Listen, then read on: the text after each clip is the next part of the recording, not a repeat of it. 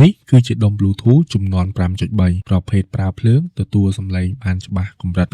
2400 ទៅ 2483.5 MHz ចាប់សំឡេងបានចម្ងាយ 20 ម៉ែត្រអាស្រ័យលើការប្រើប្រាស់ជាក់ស្ដែងដែលអាចភ្ជាប់ជាមួយនឹងធុងបាសឬអំភ្លីគ្មាន Bluetooth ឬភ្ជាប់ធុងបាសឬអំភ្លីខ្សោយ Bluetooth ចាប់រអាក់រអួលមិនអាចចាប់បានឆ្ងាយចំពោះកញ្ចប់ Bluetooth នេះភ្ជាប់មកជាមួយនឹងដុំ Bluetooth ចំនួន1 តេឡេបញ្ជាចំនួន1មានមុខងារកំណត់ជាច្រើនមានខ្សែញីឈ្មោល OU ទំហំ